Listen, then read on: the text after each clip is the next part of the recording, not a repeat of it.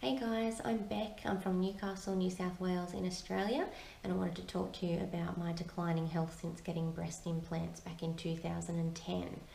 Um, Surgery went really well, recovery was as expected, and I was really happy with the results. Now here we are 8 years later. I'm 31 years old, but I feel like I'm 90. I've been married for a little over a year now, but we can't even contemplate starting a family because I struggle to get myself around on a daily basis, let alone trying to grow a little person on the inside. So even with all of my health issues, according to the doctors and specialists, I'm in fact the picture of health. But I know my body a lot better than they do, and I know that I'm really unwell, about 60 symptoms unwell.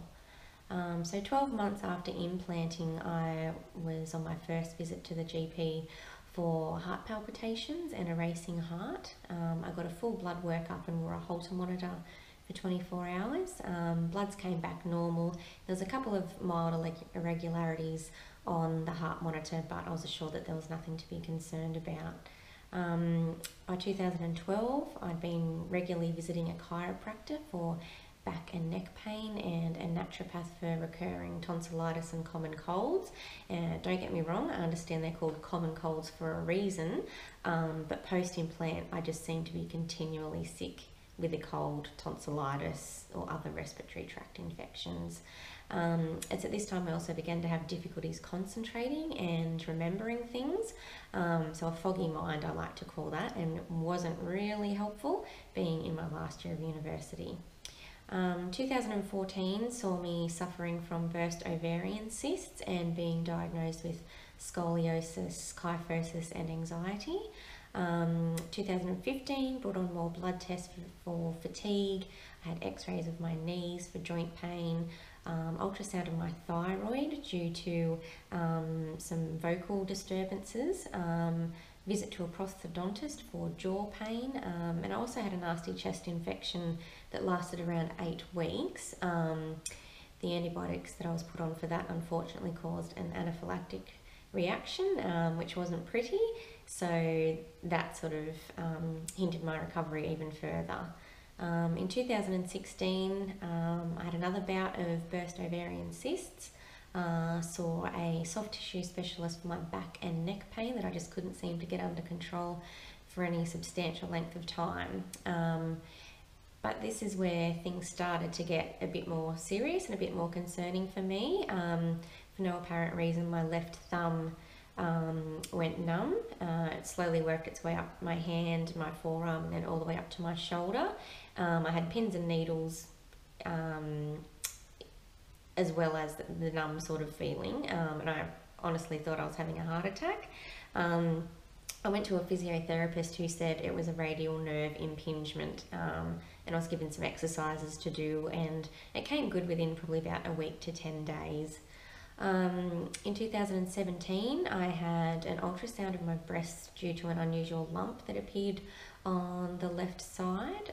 It was reported to be a mild unfolding of the implant, but again, I was reassured that there was no rupture of the implant or of the capsule. So unless it was concerning me aesthetically, there was nothing to be concerned about.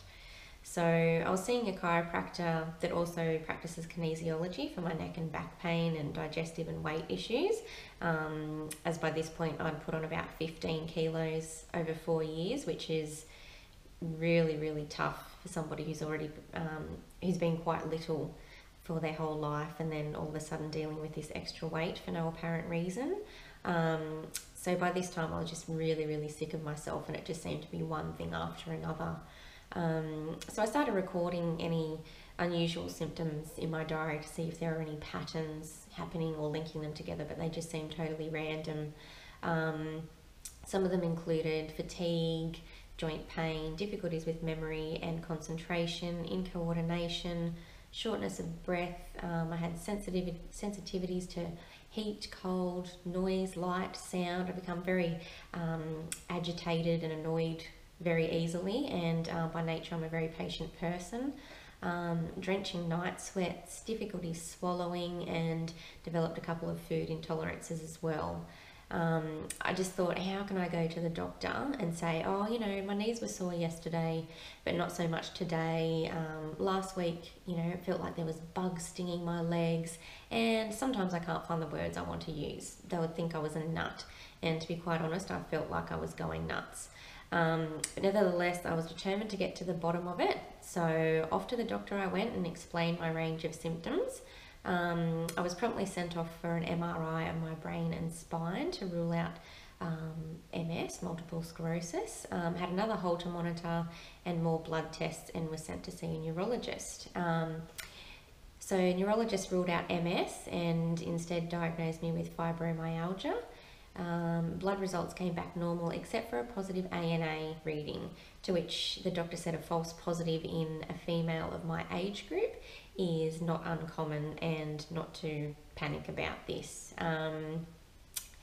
Yeah, that didn't really sit well with me. If something was showing up, I wanted to investigate it further. So I went off to an immunologist and was tested for autoimmune disorders like lupus, Hashimoto's, rheumatoid arthritis, celiac and Graves' disease. Again, they all came back negative, so it must be fibromyalgia, I was told again. This was really tough for me, as being a fit and active person my whole life, and then slowly coming to the point where I can barely get out of bed and function. I'm talking about having difficulty doing my hair and makeup, folding a load of washing, or doing the grocery shopping. It just couldn't sit, you know, it just didn't sit right with me. I had to do something about it. So I didn't know what. But the good news was, in February of this year, 2018, my sister-in-law sent me a link to the Healing Breast Implant Illness page. I had a good look at their website and just thought, okay, this sounds very much like myself. So I was certainly interested in what I was reading. So March 11 of this year is when all of the pieces came together for me. I joined the Healing Breast Implant Illness Facebook group, which currently has just over 40,000 members. Read the hundreds and hundreds of personal stories and looked at ladies' photos on there, and they just were too similar to mine. So 3 days later, I had booked myself into a cosmetic plastic surgeon down in Sydney for a consult to have them removed, which is also known as breast explants. And just last week, actually, I was at an integrative health centre that specialises in thyroid function. I had a ThyroFlex test, and I was literally off the charts for hypothyroidism, or Hashimoto's. So the good news is, though, I'm explanting in 2 days' time, and I'm convinced beyond a reasonable doubt that following explant, my health will improve. So stay tuned over the next couple of weeks for my progress and updates, and I'll see you soon.